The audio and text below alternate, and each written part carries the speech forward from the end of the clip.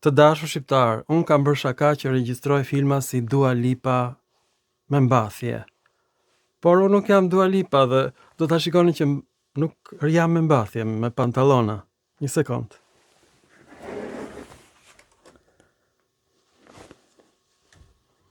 Si që shikoni jam me pantallona.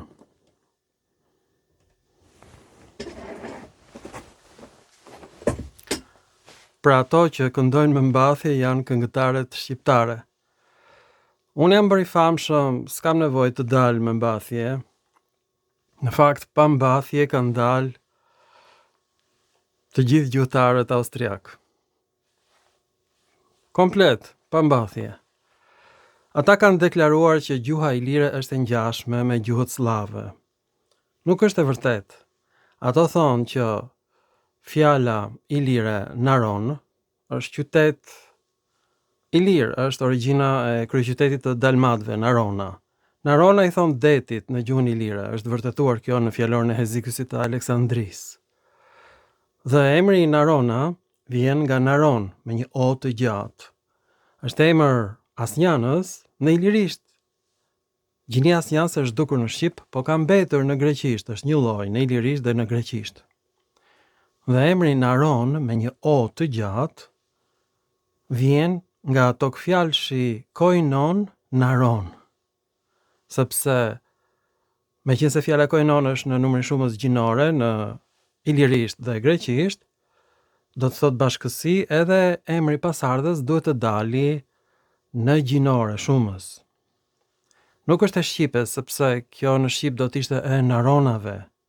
Gjuha shqipe ka të njëjtin shumës gjinore si serbishtja.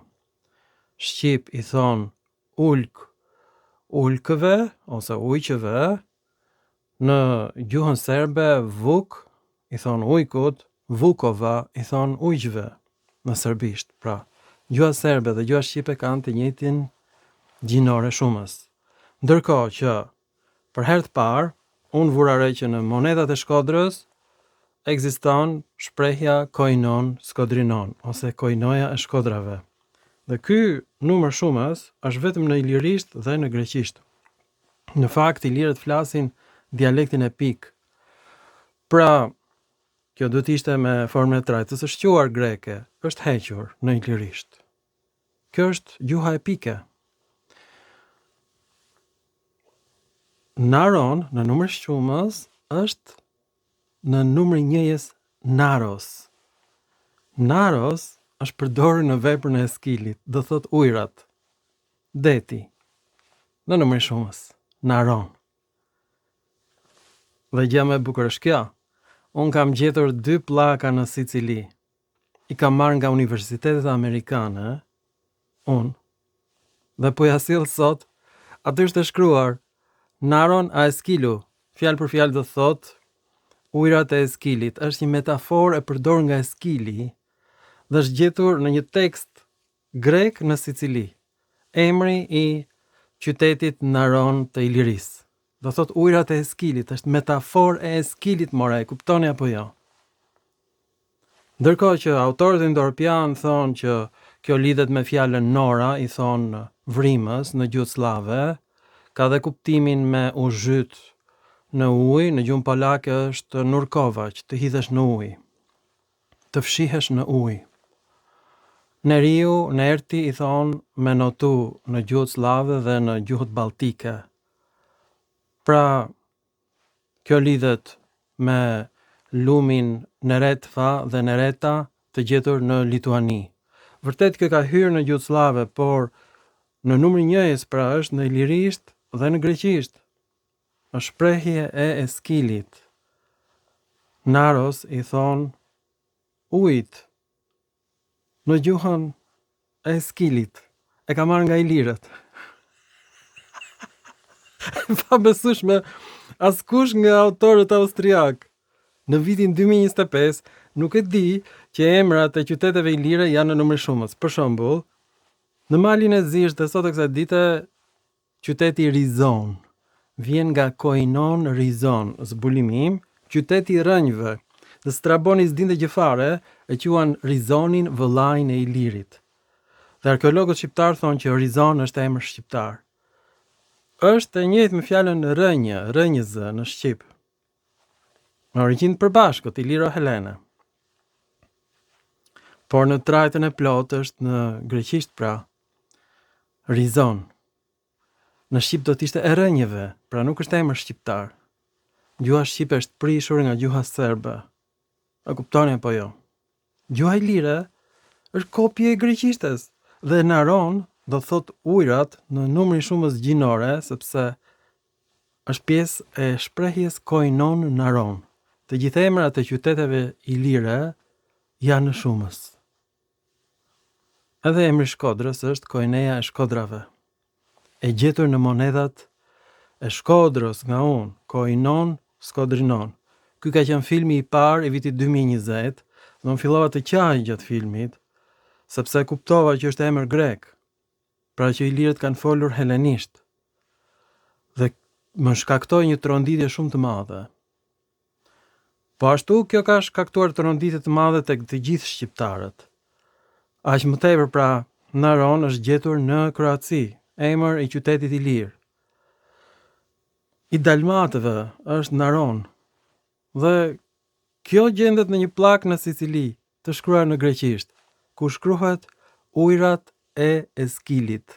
Është shprehje frazeologjike greke e gjetur në veprat e Eskilit që kanë humbur, por ky fragment është në një plak të gjetur në Sicili, në greqisht.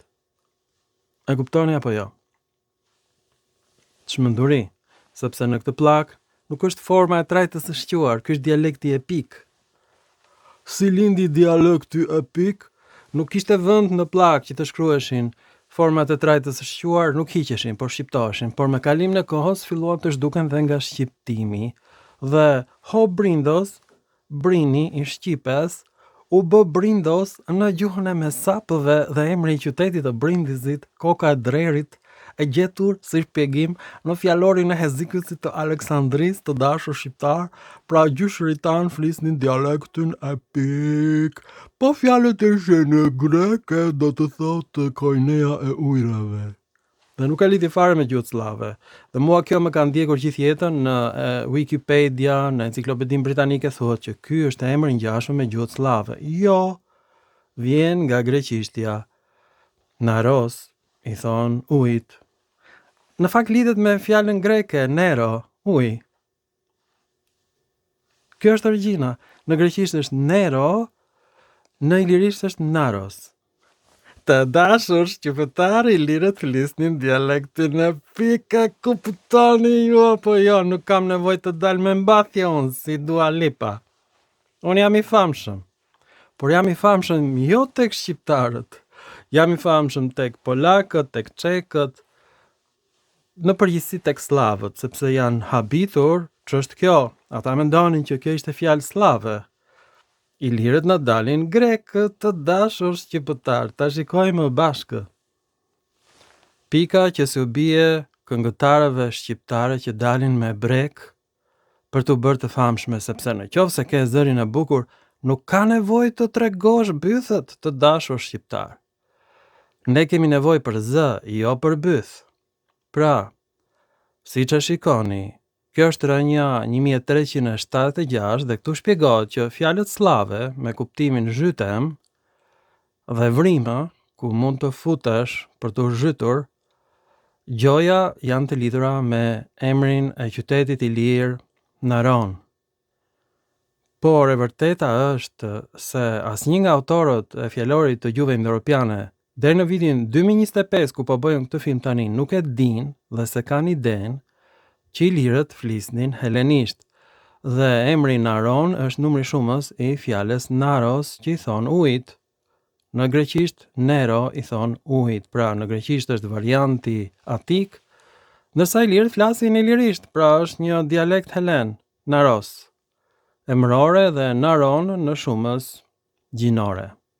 Siç e shikoni, ky emër është përdorur nga Eskili, të dashur shqiptar, dhe ata që din greqisht do të lumturohen jashtëzakonisht sepse kjo është fjalë e Eskilit. Është përdorur gjithashtu edhe nga Sofokliu, që ishte shumë xhelos. Këta dy autorë kanë përdorur këtë emër Dhe unë e gjej në një plak, e shikoni, në Sicili. Jam gjigant apo jo?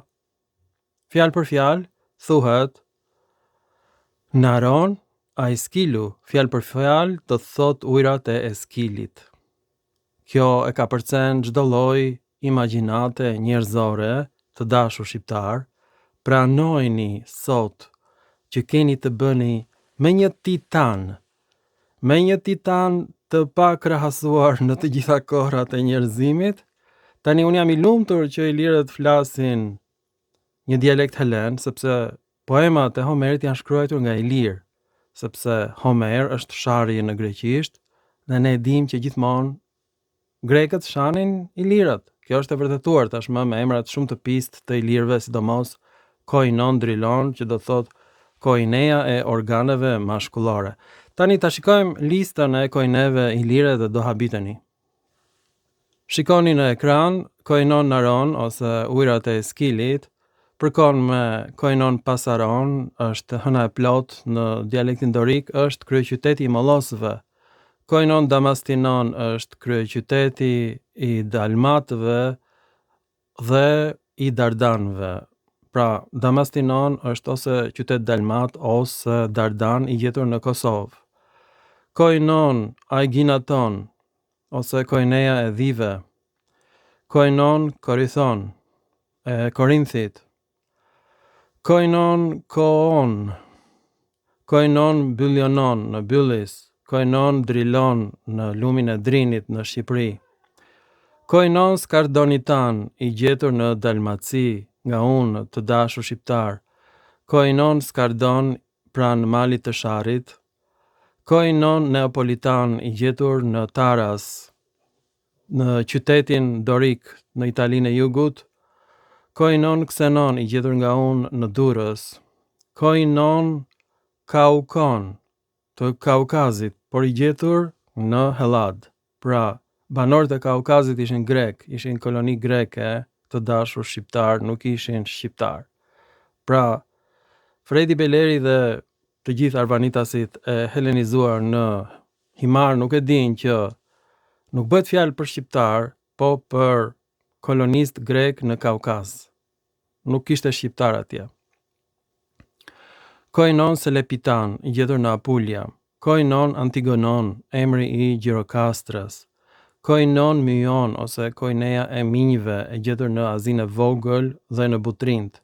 Koinon Amanton i gjetur në Amantia. Koinon Aperiotan është koinea e Epiriotëve në Iliri.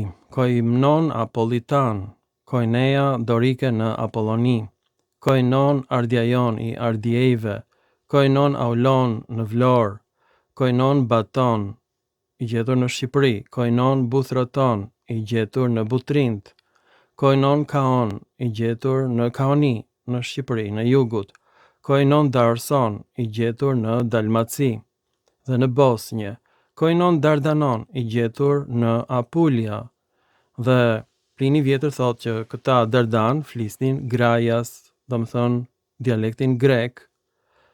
Dhe emri Mitrovicës ndryshe është në latinisht graium, do thot greqi, fjalë për fjalë. Pra, ilirët flisin greqisht.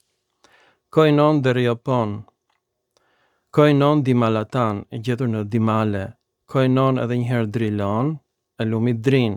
Koinon Histron i gjetur në Kroaci. Koinon Kandanon në Thraki. Koinon Kreton në Kret. Koinon Labiatan në Shkodër. Koinon Lakonon në Spart. Koinon Lisiatan në Lezhë. Koinon Mosolon dhe Moloton është koinea në Atik, pra ja mollosëve. Koinon Naron është pikërisht tek Alpet, pikërisht me emrin Naron. E shikoni? Këtë unë kam gjetur më përpara dhe nuk e dija që e kisha gjetur. Koinon Orikion në qytetin e Orikumit, është një fshat i vogël pranë Vlorës.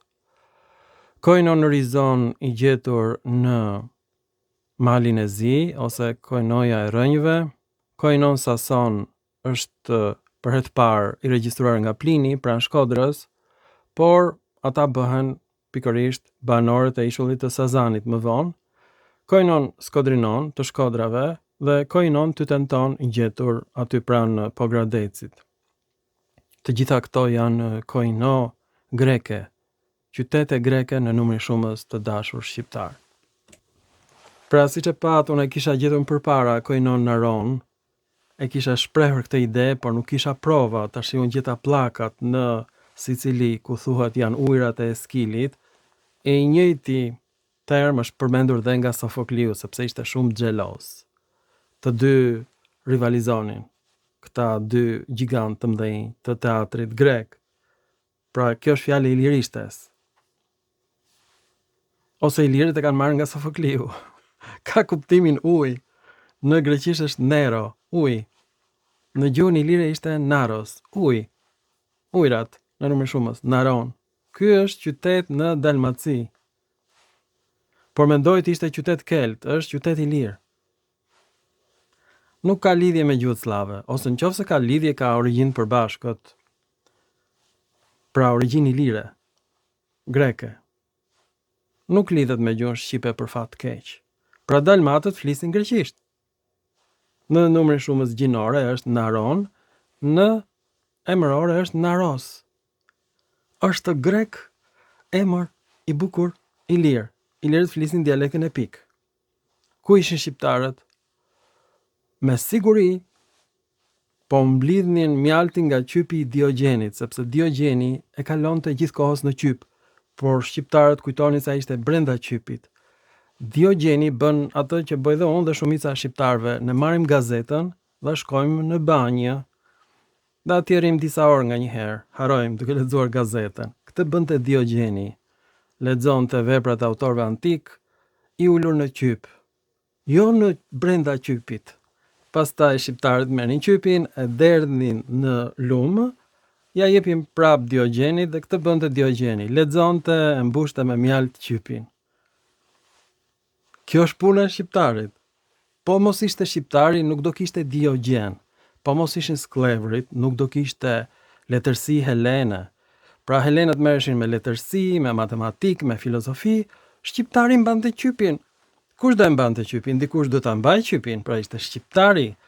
Ai që punonte për Grekun dhe me emrin Penest në Dibër, emri Dibrës vjen nga fjala bletë në gjuhën e Sirisë, sepse grekët vendosën ta përdorin këtë emër biblik për emrin e Dibrës, dhe këtë zbuloi unë, një Dibran të dashur shqiptar. Jam shumë krenar që emri i vendit tim është Bleta. Na i kanë vënë emrat grekët, po mos ishin grekët, ne do kishim mbetur pa emra, siç kanë mbetur shumë fise në pyjet e Amazonave. Ne kemi patur fatin e madh të rrethoheshim nga sklavëpronar grek që na mësuan se çfarë është filozofia, letërsia, ndërkohë që ne mbanim qypin me mjaltë, domethënë diçka ka mbetur në gjuhën shqipe nga greqishtja. Jam shumë krenar që ju provoj që keni qenë autoktonë, sklevër, penest, dibran. Ju faleminderit për vëmendjen dhe mirupafshim në filma të tjerë shkencorë, ju që mbani qypat në dorë.